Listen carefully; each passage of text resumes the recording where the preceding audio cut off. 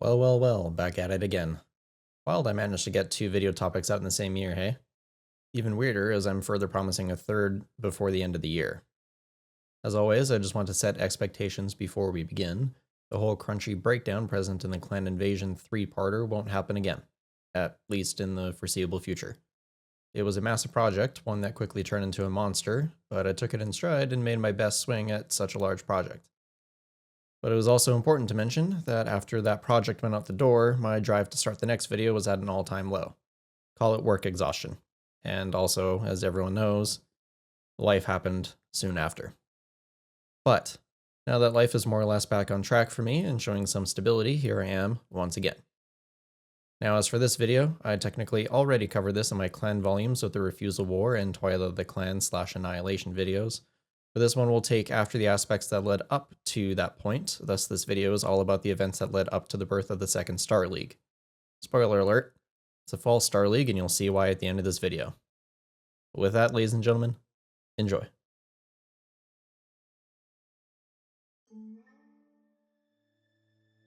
In the aftermath of the Battle of Tukid, the clans were in an interesting position.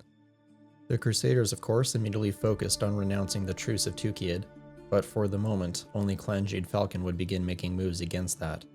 The other 6 invading clans were in various states of existence, with Warden Wolves more or less pleased by the outcome and began looking inwards, which is probably the smartest decision they could make at the time. Clan Ghostbear would be continuing as they are, solidifying their hold on the occupation zone, and behind the scenes began setting up for their near future in the Inner Sphere. The Nova Cats and Steel Vipers are pretty much stalled from any action and are rebuilding. Clan Smo Jaguar is in a similar position, but has enough free forces to start picking off Combine Worlds above the truce line, while they build back up. Meanwhile, the largest shift in a clan's culture was on the horizon with Clan Diamond Shark, whom after having their entire warrior caste gutted on Tukid, were now looking to grow in other ways. Specifically, the merchant caste would step up to the plate and with very little argument, rise up as the ruling caste for that clan, and as the immediate future plays out, would ensure the Sharks not only survive, but thrive more than they ever have. With the grander picture the clan set, let's look at the Inner Sphere. With the death of first Prince Hans Davian, Victor Steiner Davian took the throne soon after and focused on governing one half of the Federated Commonwealth, while his mother, Archon Melissa Steiner, continued on the Lyran half, though with many offers to abdicate for Victor, all of which he turned down, citing his lack of readiness and his personal goals to earn his right to rule. At his side, Galen Cox would continue as Victor's aide and best friend. After his experiences behind clan lines and shattering a close romantic relationship, Kai would do some soul searching from his mech and would become a Solaris gladiator like his father before him. Comstars found themselves in a delicate hole that they dug themselves, as the trust between Comstar and the Great Houses was nil, and the Mercenary Review Board run and managed by Comstar quickly collapses. Not only that, but with Anastasius Vogt and Primus Charlar Mori's reforms for Comstar to become the neutral communications manager they should have always been, created the first split between the rational Vogt-like thinkers and the irrational members of the new Word of Blake, who quickly took to the stereotype of nihilistic religious zealots who think they fart space magic to make the HPGs work, all in the name of Jerome Blake, founder and first Primus of Comstar. But as I have said previously, this madness came from his protege, Conrad Toyama, who definitely had a terminal case of ego. All that said though, Comstar and the Great Houses all signed new service contracts with the exception of House Merrick. After Vogt excised the radical believers in Comstar, the Word of Blake proceeded to the only safe haven in the Free Worlds League, the latter of which would sign a service contract with instead of Comstar. Given we, the readers, know Thomas Merrick is a double that doesn't exactly love Comstar to begin with, that decision is strange at best, self-destructive at worst, and may or may not turn into a self-fulfilling prophecy. What is more interesting to ask, though, is where the original Thomas Merrick is. The foreshadowing knows where it is because it knows where it is not. As for the others, we will get to them shortly.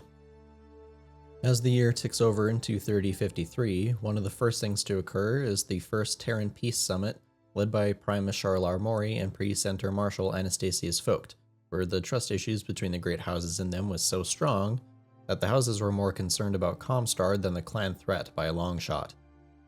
The good thing to come out of this summit, however, were the startings of a new mercenary contractor not tied to a single nation or faction. Spearheaded by the Wolf's Dragoons, the new Mercenary Review and Bonding Commission, or MRBC, is founded on outreach, though the first official contract would only go out after everything was set up later in 3054. As a few fun to mentions here for all the tech heads in the audience, the Blue Particle Shield Dampener, AP Autocannon Ammo, and Clan Coyote starting on the ATM launcher are all pretty notable additions to the tech base within the setting. On its own special mention, 3053 is the year the well-loved, even by myself, Bushwhacker comes onto the scene. Checking in on the Combine group and... oh, wait. Why are they on fire? Oh, that's just Takeshi Kurita committing seppuku and leaving Theodore to become the next coordinator of the Dragonis Combine. Okay, let's take a second to discuss this. So what happened here was a series of unfortunate events that culminated in what should have been in a novel, but oh well. So in order to finally bury the hatchet, Takeshi proposed an honor duel between himself and Jamie Wolf of the Wolf Dragoons. Jamie accepted. However, the only person thinking of the outcome was the director of the Internal Security Force, ISF, who is Subhash Indrahar. Indrahar would go on to state that the duel would only cause ruin regardless of the result. As if Takeshi won, the Dragoons would feel emboldened to seek retribution against the Combine.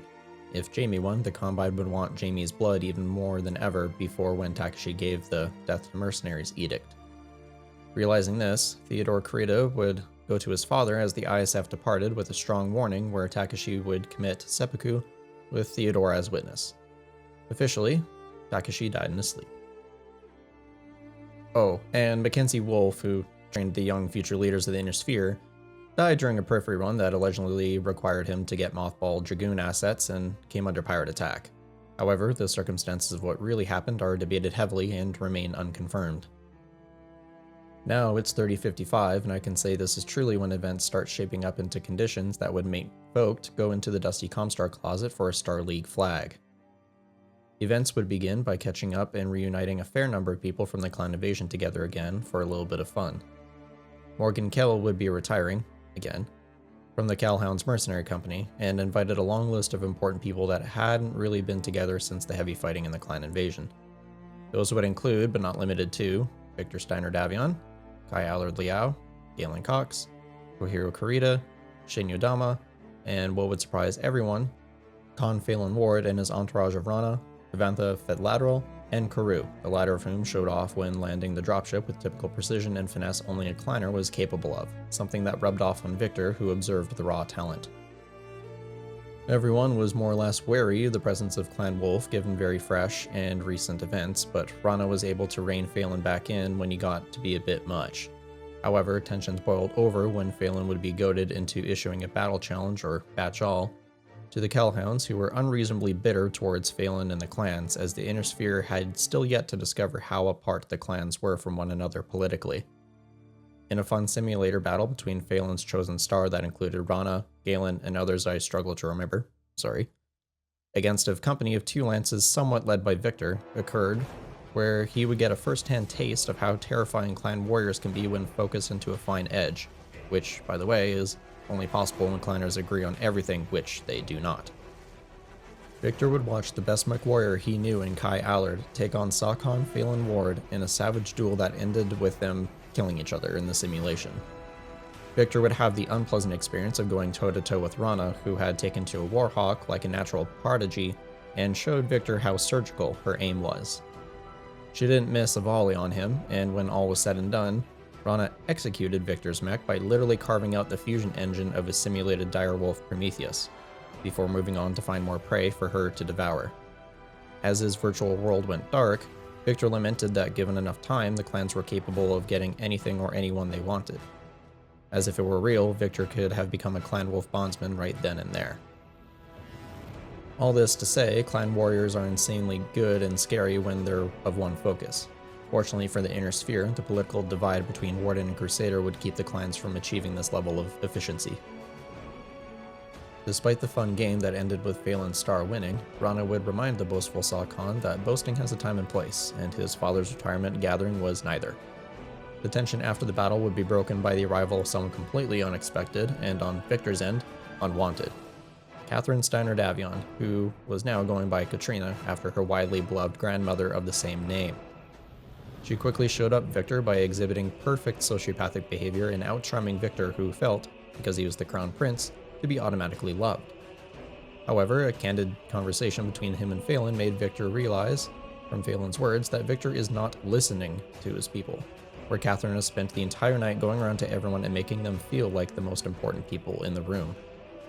Victor would do his best to apply Phelan's observations to himself, but he was starting from behind the starting line. Past this, there was a reason for Phelan's visit beyond celebrating his father, clan business that involved Comstar and Victor. As Precentor Marshal Anastasius Vogt would be on Terra conducting the previously mentioned peace meetings, an envoy was sent in his place along with Phelan to discuss a large problem that came to Ilkon Ulrich Kransky's attention, the Red Corsair pirate raids. In a meeting between Victor, Phelan, and the envoy, Phelan revealed the Ilkon's concerns that the Red Corsair was a false flag that threatens the Truce of Tukiad. Victor was suspicious the entire time, but the Comstar envoy did his best to present the situation logically. It wasn't until Phelan stated that Victor was needed to grant permission not only for Clan Wolf forces to conduct business to silence the Red Corsair inside FedCom space, but for Victor to be able to command them with his own FedCom units. Realizing the gravity of that offer, Victor stood down and accepted. In the form of a Salama unit, there would be some satisfaction on Phelan's end, as the Salama was led by one of his old rivals, Colonel Ward.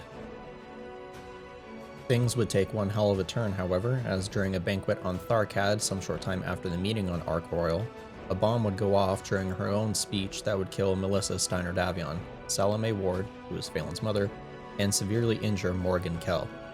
Suddenly, Victor would find himself now as Archon Prince of the Federated Commonwealth. The attack would later be traced down to a highly skilled assassin, later taking the moniker as the Dancing Joker. As to who hired this assassin, wait and see, dear viewer. The answer will not surprise you. The rest of the year would play out mostly as you expect, with FedCom, Kellhound, and Clan Wolf cooperation tracking down, finding, and killing the Red Corsair, though two things would happen during this. The first would be confirmation that Clan Jade Falcon was supplying the Red Corsair, later discovered to be named Nakane Hazen of the Hazen blood name. And their goal was breaking the Truce of Tukiad, and they almost succeeded. The second would be Colonel Ward taking on the role of a double agent, and during the final confrontation by the Coalition and the Corsairs, Ward and his Salama would join the Corsairs. The Corsairs and Colonel will all be killed in this battle, keeping the Truce of Tukiad intact, wrapping up these events. After the earlier gathering on Ark Royal, Kai Allard would return to Solaris, where he dealt with his own series of events regarding the nature of the games, his abilities, and how far he's come out of the first days of the clan invasion. With the upcoming renewal of his title, he went out of his way to ask Comstar permission for allowing a particular group of Jade Falcons past the truce line to come and watch his Grand Championship game. Star Captain Taman Malthus and crew. While that process would be ongoing, other events on Solaris would be taking place. On other parts of Solaris, a man would be having a meeting at a tea house where he would be hired to assassinate Candace Allard Liao for 3.5 million C-bills. However, upon his exit, he would be hit by a car at the same time realizing he was drugged. Upon waking, he would be chemically interrogated, and by the end of October, it would be revealed this man is the same assassin that killed Melissa Steiner Davion. However, who hired him would remain a mystery for the time being, but Victor got the information that he was hired from within the Federated Commonwealth. Victor would have what he thought was the only answer, given past events and issues, with one Ryan Steiner, and Victor planned to use the assassin against the person he thought that hired this assassin originally. Hopefully, Victor realizes the irony in this plan before it's too late. And while the assassin took Ryan Steiner's head off with a way too long microsecond by microsecond scene in a novel, he also escaped the many security holds that watched him and vanished into the ether again. Whoopsie is what you say now, Victor.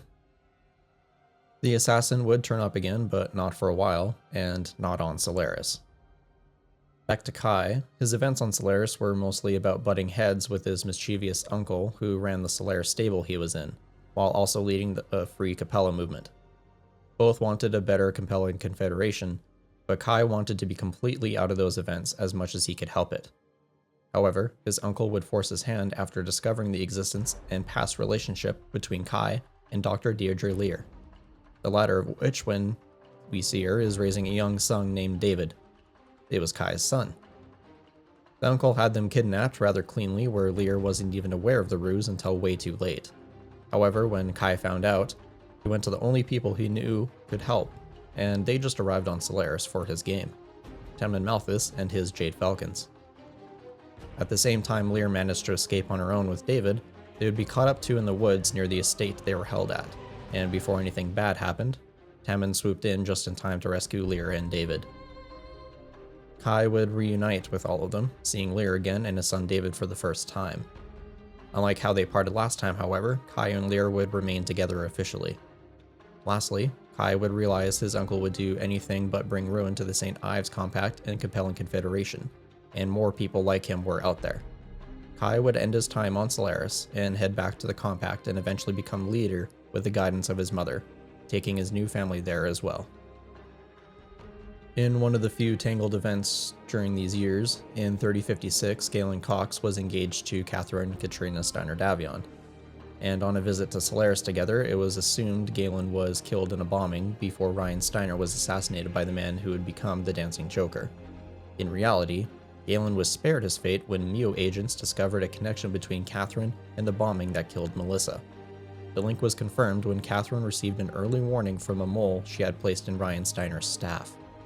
Galen would, by all accounts, be declared dead, and after extensive plastic surgery and sporting a thick beard to hide his face, Galen became Gerard Cranston, a persona he would wear well into the future.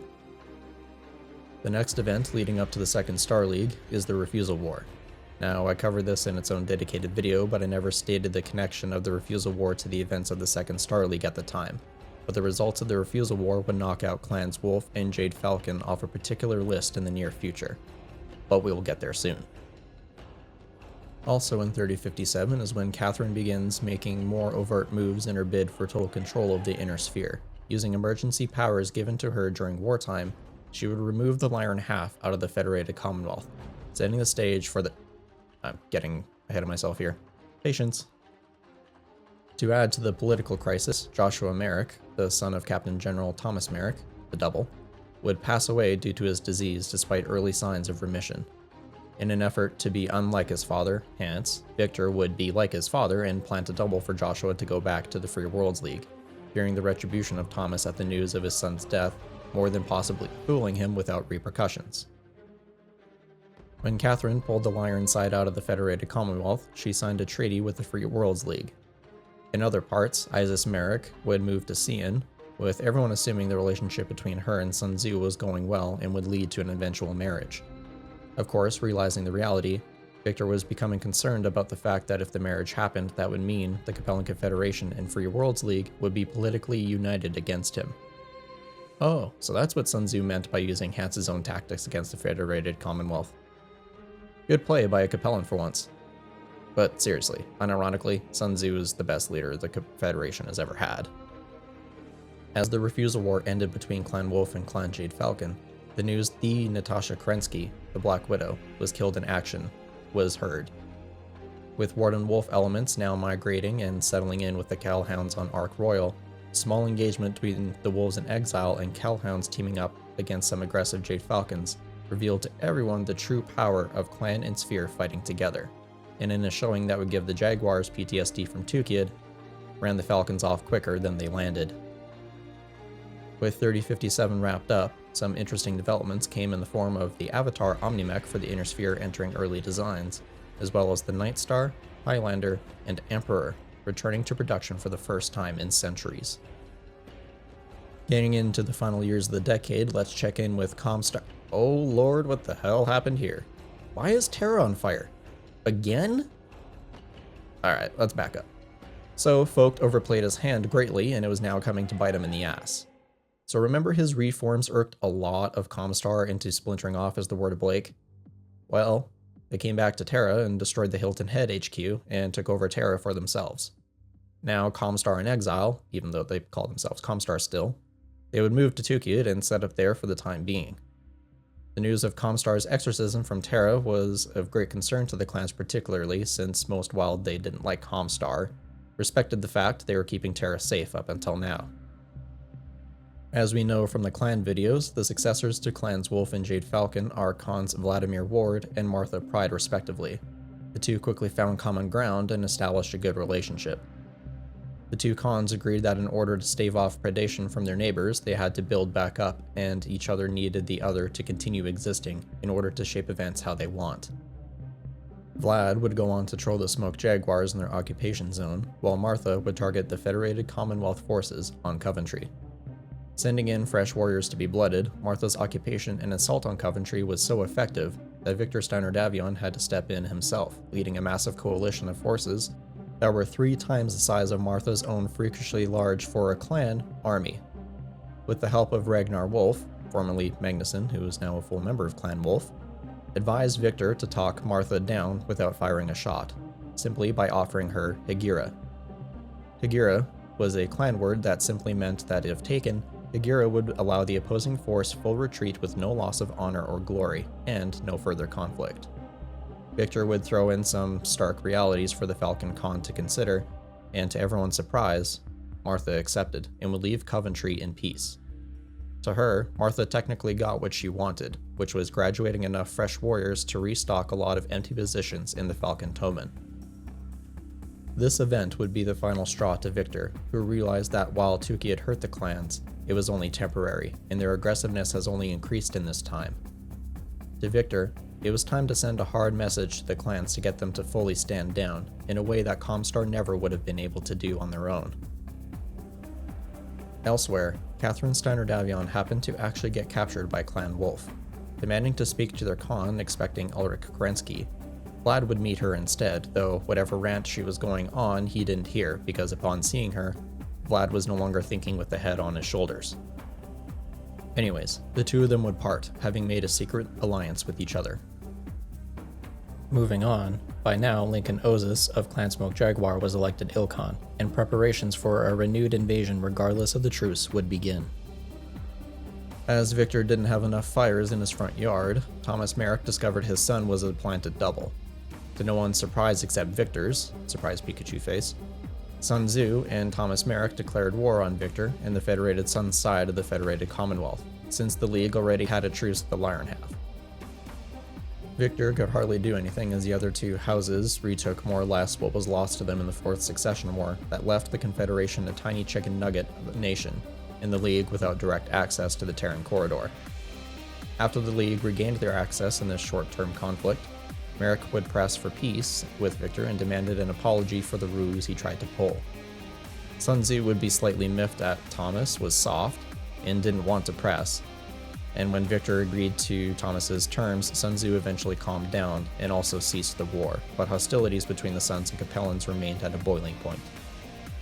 With all the pieces put into place, an invitation from Vogt arrived to all leaders of the great houses to meet and discuss the clan threat, with Vogt wanting to find a more permanent solution to their looming lethality that everyone knew was coming. Making her next power play, Catherine would offer to host what would be the Whitting Conferences, and made a huge extravagant deal out of the whole affair, playing up her role in the political landscape. A lot of people saw through this, of course, but most were unable to do anything about it, and the others didn't care. The surprise inclusion to these conferences was Khan Phelan Kell. After the Refusal War, Ulrich's parting gift to Phelan was the creation of the Kell Bloodhouse, allowing Phelan to wear his original name as the leader of the exiled wolves. And Clan Wolf in exile, of course. With everyone assembled, the first conference was a madhouse that you would typically expect from hard-headed house leaders, and Phelan more or less was eating popcorn watching the bickering. Vogt would utter the first few words of the meeting and would state the purpose and goal: to resurrect the Star League, the only single thing powerful enough to not only fight the clans, but to push them back and defeat them. In between conferences, Catherine was privately meeting with the leaders one-on-one to secure votes in her bid to become First Lord of a new Star League. One mistake was meeting with Morgan and Phelan Kell, two people who very much knew, despite proof, that Catherine was the one that had Melissa Steiner assassinated. Catherine would overstep and evoked Phelan into a rage, and went as far to begin choking her out. Unfortunately for the Inner Sphere, Morgan came to his senses and told Phelan to stand down, and promised that Catherine would be dealt with properly instead of some heat-of-the-moment murder. To Phelan's credit, though, this assault on her actually did put the fear of death into Catherine, and would tread extremely carefully around the Kellhounds and exiled wolves. The next meeting, a vote for a new First Lord of the Second Star League would be called. During the voting process, Victor had a lucid moment and finally realized his sister's endgame before it was too late. With the way the vote was going, Catherine was forcing Victor into voting for her as the First Lord, when she voted for Sun Tzu. Victor decided while what he was going to say he didn't like, it was far better than letting Catherine become First Lord. In a shocking move, Victor also voted for Sun Tzu. And with that, Sun Tzu of the Compelling Confederation became the newest First Lord of the Star League. With a leader, now came to war strategy. As the House leaders almost immediately called for Clan Wolf to be targeted by the Star League, Vogt called on Phelan to present some information the Houses were missing. In his statement, he would reveal how badly the refusal war left Clans Wolf and Jade Falcon, marking them as far too weak to be a significant threat for a very long time. Phelan would also curiously notice a specific reaction from Catherine when people called for Clan Wolf to be targeting, hinting at that alliance I mentioned earlier. Anyways, Phelan would further present the information that Clan Ghostbear had seemingly ended aggressive conflicts in their occupation zone and were reported to be helping the shattered Rosselhagian nation. Hints of a migration to the Inner Sphere were also mentioned. After remarking the reserve clans of Steel Viper, Novacat, and Diamond Shark as being too weak of targets that would shock the clans into standing down, that left Clan Smoke Jaguar. However, the counterpoint brought up by Victor was that unless the heart of the clan could be reached, any victory against the Jaguars would be as temporary as the truce. This time, it was Vogt who would reveal that a disillusioned Jaguar who defected to the Inner Sphere provided the star maps directly to a planet called Huntress, revealed to be the homeworld of Clan Smoke Jaguar itself.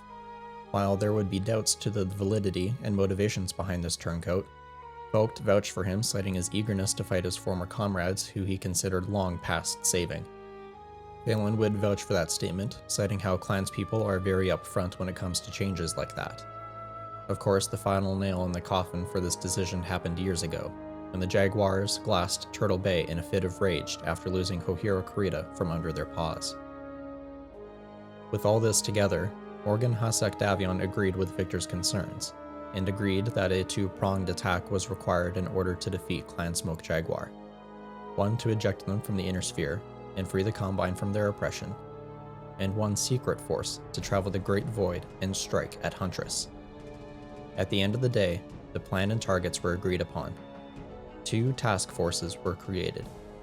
Task Force Bulldog, led by Victor and Hohiro Kurita, with Phelan Kell and his wolves alongside Fedson and Combine forces, would take the fight to the Jaguars in the Inner Sphere, while Task Force Serpent, led by Marshal Morgan Hasek Davion, and comprised of some of the most elite units and mercenary companies across the Inner Sphere, would take the long journey to the clan homeworlds.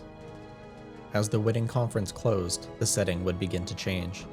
As the bright starlight of an alliance wearing the colors of the Star League rose, the might of the clans' presence began to set. The twilight of the clans had come at last.